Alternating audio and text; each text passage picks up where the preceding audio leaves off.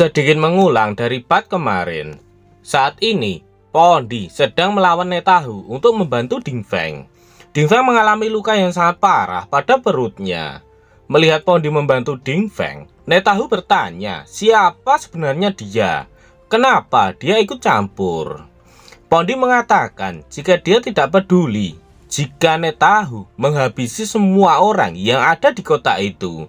Namun tidak dengan Ding Feng, karena dia adalah teman dari tuannya. Mendengar kata tuan, Ding Feng berpikir apakah Yongqing yang telah mengirim Pondi untuk menyelamatkan dirinya. Jika itu benar, berarti Yongqing telah merekrut minion baru. Kemudian Ding Feng memperingatkan Pondi agar berhati-hati karena lawannya cukup kuat. Sebelumnya, saat Ding Feng membuka pintu, tiba-tiba sebuah tangan sudah ada di depan wajahnya. Lalu Ding Feng dilemparkan ke arah jendela oleh Netahu, dan Ding Feng pun terlempar keluar jendela. Ding Feng terlempar keluar rumah hingga tak sadarkan diri. Padahal dia adalah seorang tank. Namun hanya dengan satu kali serangan saja, dia sudah tak sadarkan diri. Saat dia terbangun, Ding Feng sudah berada di tempat parkir pinggiran kota yang terlantar. Pondi dan Netahu juga sudah berada di sana. Mereka sudah siap untuk bertarung. Namun, dengan kecepatannya, Netahu tiba-tiba menghilang dari pandangan Pondi yang membuat Pondi sangat terkejut. Tak lama kemudian, Netahu muncul di hadapan Pondi dan langsung memukul perut Pondi dan melemparkannya. Pondi tak menyangka kecepatan Netahu jauh lebih cepat daripada kecepatan Yongqing. Pondi benar-benar terlempar ke belakang dengan sangat kuat. Kemudian Netahu mengarahkan tangannya ke arah Pondi, dan di belakang Pondi, tepatnya di tembok, muncul sebuah pisau angin di sana. Pondi terlempar ke arah pisau angin itu. Tentu saja Pondi akan tertancap di sana. Pondi mencoba menyeimbangkan tubuhnya untuk menghentikan dirinya agar tidak menabrak tembok. Karena kuatnya dia terlempar, itu pun tak cukup untuk menghentikannya. Pondi pun melihat ke belakang dan dia menyadari ada sesuatu yang menancap di tembok. Namun sebelum tubuhnya benar-benar tertancap, Pondi menghentakkan kakinya ke lantai dan melompat ke atas. Netahu sangat terkejut. Dalam hati Netahu, dia benar-benar tidak terkena. Apakah dia benar-benar bisa melihat pisau tak terlihatku? Pondi saat ini terbang di samping pisau tak terlihat yang dibuat oleh Netahu. Sebenarnya, Pondi tidak bisa melihat apapun yang ada di tembok itu. Namun, dia bisa merasakan sedikit fluktuasi mana di sana. Apalagi sebelumnya, Netahu mengucapkan mantra dan mengarahkannya ke arah sana. Dan dengan itu, pasti Netahu melakukan sesuatu di sana. Setelah mengetahuinya, Pondi kali ini akan lebih berhati-hati lagi. Sebelumnya, Pondi pernah dikelabui oleh Yongqing saat Yongqing bersembunyi di lubang tanah yang dia buat. Lagi-lagi, saat Pondi sedang berpikir, tangan Netahu sudah mengepal di depan wajah Pondi. Namun kali ini, refleks Pondi jauh lebih cepat dari sebelumnya. Dia berhasil menghindari pukulan itu dan pukulan Netahu itu pun membentur ke tembok hingga menghancurkannya. Tak cukup sampai di situ saja. Dengan gerakan memutar, Netahu mengayunkan kakinya ke arah Pondi yang tak sempat dihindari oleh Pondi hingga kepalanya terkena tendangan kaki kanan milik Netahu. Pondi pun beberapa kali membentur ke tanah. Namun, saat hampir mencapai salah satu tiang di sana, ada pisau tak terlihat lagi yang muncul dari tiang itu yang siap memotong Pondi jika melewatinya. Tapi Pondi menyadarinya dan langsung melompat ke atas. Dalam hati Pondi, musuh terlalu cepat. Aku bahkan tidak punya waktu untuk melakukan mantra perlindungan. Master memberitahuku untuk tidak menggunakan bentuk iblis di luar dungeon untuk saat ini. Melihat Pondi menghindar ke atas, Netahu kembali membuat pisau tak terlihatnya di atas Pondi. Pondi pun terkena pisau itu karena dia telat menyadarinya. Pondi tergeletak di lantai dengan luka cukup parah di tubuhnya. Dalam hati Pondi, sialan, aku bahkan mempertaruhkan nyawaku. Tapi aku bahkan tidak bisa melindungi sahabat Master. Netahu mendekat ke arah Pondi. Dia tidak tahu bagaimana Pondi bisa menghindari serangannya. Tetapi pisau tersembunyinya bukan hanya yang stasioner saja. Pondi terkejut melihat pesan sistem yang muncul di hadapannya. Dan Netahu tersenyum. Dia senang karena bisa menghabisi Pondi kali ini. Kemudian dari samping sebuah pisau tersembunyi melesat cepat ke arah Pondi. Namun dari tubuh Pondi muncul aura hitam kemerahan yang menyeramkan. Pondi meminta maaf karena dia telah gagal memenuhi harapan dari tuannya. Namun Netahu dibuat kebingungan ketika mendapati Pondi menghilang dari sana. Setelah melihat ke arah lain, Netahu terkejut karena ada orang lain yang datang menyelamatkan mereka berdua. Dalam hati Netahu, "Apa kamu bercanda? Mataku yang terkenal dengan kecepatannya bahkan tak bisa mengikuti gerakannya." Yongking melihat keadaan Ding Feng yang menyedihkan. Dia tak menyangka bahwa seorang tank seperti Ding Feng bisa dibuat sampai seperti itu. Walaupun keadaan seperti itu, Ding Feng mengatakan bahwa dia baik-baik saja. Semua itu berkat Pondi yang membantunya sehingga dia tidak dihabisi oleh Netahu. Netahu menyadari bahwa Yongking adalah target berikutnya dari Yang Sang. Netahu tak menyangka bahwa Yongking justru datang sendiri kepadanya. Namun Yongking menyuruh Netahu untuk diam. Sebab ini bukan gilirannya untuk berbicara. Netahu terkejut karena Yongking berani mengatakan itu padanya. Sebelum bertarung dengan Netahu, Yongking menyuruh Pondi untuk membawanya menjauh dari sana. Dan dia akan segera menyembuhkan mereka berdua ketika dia sudah menyelesaikan urusannya dengan Netahu. Pondi pun melaksanakan perintah dari Yongking dan langsung pergi membawa Ding Feng dari sana. Namun di belakang Yongking tanpa aba-aba, Netahu sudah berlari ke arah Yongking dan bersiap memukulnya. Tetapi sebelum Netahu menyerangkan tangannya ke tubuh Yongking, Yongking lebih dahulu memukul wajah Netahu sehingga tubuhnya terlempar jauh dan membentur ke tembok dengan keras. Yongking mengatakan jika ini bukan gilirannya untuk berbicara. Walaupun terluka, namun Netahu masih bisa bangun. Tapi luka yang dialami oleh Netahu tidak main-main. Dia mengalami luka dalam yang membuat dirinya muntah cairan merah dari dalam mulutnya. Dalam hati Netahu, Siapa sebenarnya orang ini? Bahkan jika dia memalsukan levelnya saat pendaftaran, aku tahu semua pemain kuat di daerah ini. Namun aku belum pernah melihat orang ini sebelumnya. Sepertinya aku harus serius. Yongking mengangkat salah satu kakinya. Dan dalam waktu sepersekian detik saja, Yongking telah berada di sebelah Netahu. Tentu saja ini membuat Netahu sangat terkejut melihat betapa cepatnya gerakan Yongking. Namun Netahu justru tersenyum jahat. Dia tak menyangka bahwa Yongking melakukan itu. Dengan ini, Yongking malah masuk ke dalam perangkapnya. Tak lama kemudian, pisau angin tak terlihat muncul dari berbagai arah dan menusuk ke tubuh Yongking. Yongking pun terlihat tidak bergerak.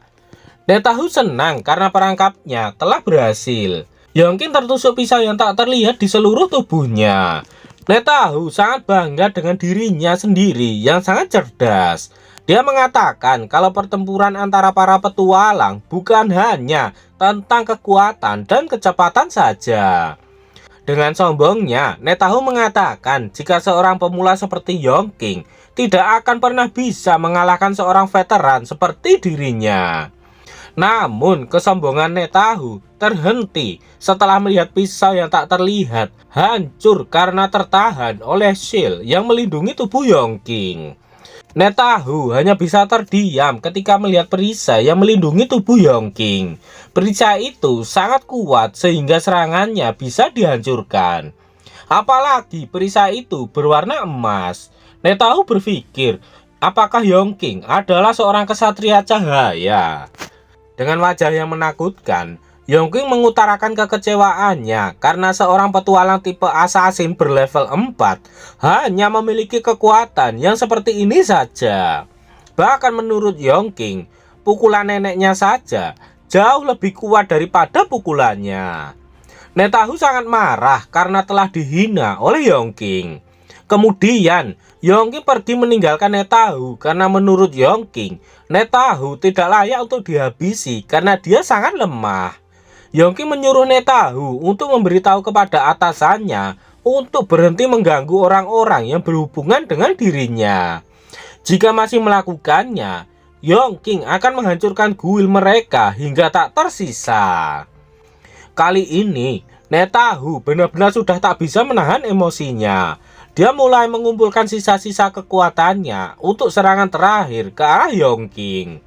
Netahu merentangkan kedua tangannya dan angin mulai melingkari kedua tangannya. Kemudian dia menepukkan kedua tangannya sehingga terjadi serangan berbentuk jarum-jarum angin yang sangat banyak dan berkecepatan tinggi. Namun walaupun serangan itu mengarah kepadanya, Yongking masih berjalan dengan santai. "Kau cari mati ya!" teriak Yongking sembari menengok ke belakang. Jarum-jarum angin itu menjadi pisau angin yang tak terlihat dan memotong apapun yang dia lewati. Namun dengan perisai cahayanya, Yongking tak terkena dampak apapun dari serangan itu. Tempat itu pun benar-benar hancur akibat serangan dari Netahu. Lubang besar terlihat di tembok tempat parkir itu. Tentu saja, Yongking tidak terluka sama sekali. Tak lama kemudian, Netahu berpindah dengan cepat ke belakang Yongking. Dia saat ini sudah membawa pedangnya untuk menyerang Yongking. Tentu saja, Yongking menyadarinya dan langsung melihat ke belakang. Netahu yakin jika memang pisau tak terlihatnya tak bisa menghancurkan pertahanan Yongking, maka pedang merahnya itu akan bisa melakukannya. Dia mulai menusukkan pedang itu ke arah Yongking. Namun, Yongking juga sudah siap dengan perisainya. Ternyata sesuai dugaan Netahu, dia tersenyum karena pedang merahnya berhasil menembus perisai cahaya milik Yongking. Pedang yang digunakan oleh Netahu adalah pedang pemecah mantra. Netahu sangat bangga dengan pedangnya itu karena dia membelinya hingga menghabiskan semua tabungannya. Netahu menghina perisai Yongking yang tidak hebat. Namun Yongking membantahnya. Selain perisai cahayanya, Yongking juga melapisi tubuhnya dengan perisai api nerakanya. Dan akibat bersentuhan dengan perisai api neraka Yongking, pedang kebanggaan Netahu perlahan mulai retak dan hancur. Netahu tak percaya pedang yang dia beli hingga menghabiskan tabungannya hancur begitu saja. Tak mau menunggu lama, Yongking langsung menendang wajah Netahu dengan sekuat tenaga. Netahu terlempar jauh hingga melayang-layang meninggalkan gedung sendirian. Netahu melayang dan hampir kehilangan kesadarannya. Dalam hati Netahu, "Aku benar-benar tak berpikir kalau dia memiliki perisai lagi. Tapi kenapa perisai keduanya dapat menghancurkan pedang pemecah mantraku?" Akhirnya, Yongking melompat untuk menemani Netahu melayang di udara.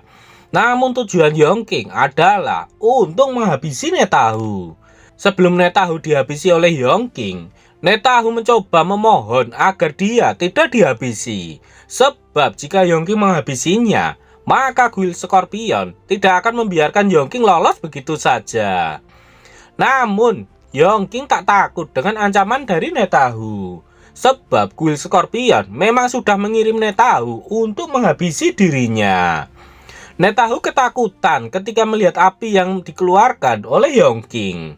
Yongking menendang Netahu dengan kaki yang diselimuti oleh api neraka.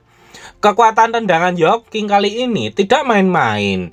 Netahu terlempar jauh ke arah gunung dan menghantam gunung hingga menyebabkan ledakan yang sangat dahsyat. Tak sampai di situ saja, setelah membentur gunung dengan sangat keras, tubuh Netahu masih terbakar oleh api neraka. Pondi dan Ding Feng melihat pertempuran Yongking dari jarak jauh. Pondi bangga dengan tuannya karena hanya dalam waktu yang singkat, Yongking telah berhasil menguasai skill miliknya.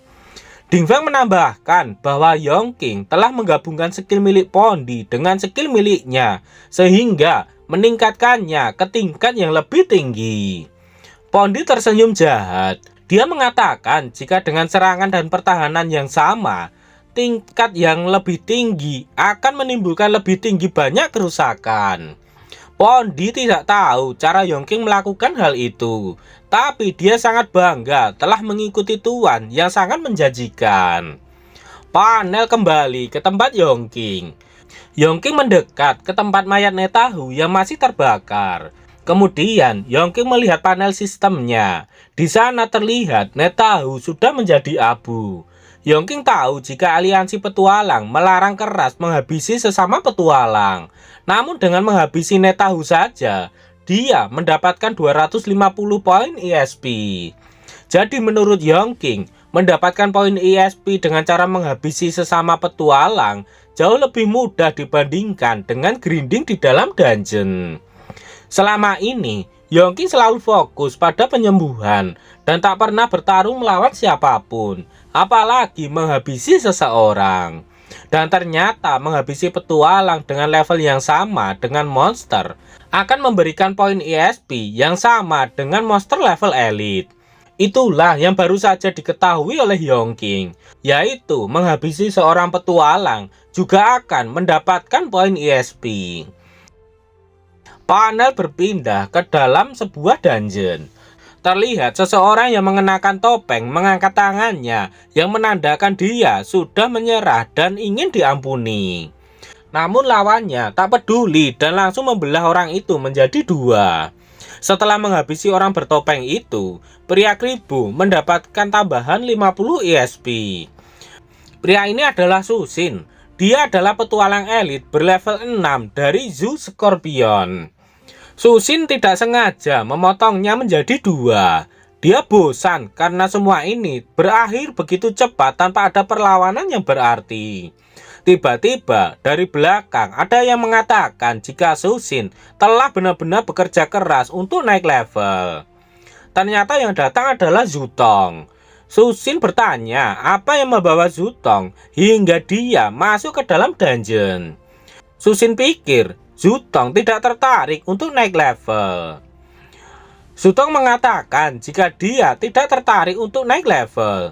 Dia hanya ingin tahu kenapa Susin selalu menutupi wajah mereka setelah menghabisi mereka. Zutong berpikir apakah Susin takut mengalami mimpi buruk dan melihat wajah mereka di dalam mimpinya. Susin tersenyum kecil. Dia menjelaskan tujuannya menutupi wajah mereka. Itu semua agar Susin bisa fokus sepenuhnya pada mata mereka. Setelah itu, Susin bisa menyaksikan cahaya kehidupan mereka memudar dari mata mereka sedikit demi sedikit. Itulah hal yang membuatnya sangat bahagia di dunia ini. Setelah selesai basa-basinya, Susin menanyakan apa tujuan Zutong datang ke sana. Dia yakin kalau Zutong datang tidak hanya untuk persaudaraan saja. Zutong mengatakan agar Susin tidak usah terlalu dingin. Zutong menjelaskan jika dia di sini untuk memberikan Susin sebuah poin ESP. Zutong mempertanyakan apakah benar Susin tidak sengaja menghabisi petualang untuk naik level. Zutong juga menjelaskan jika orang ini berada di level 5. Seharusnya akan memberikan poin ESP yang lebih banyak daripada orang-orang berlevel 3 yang ada di sana.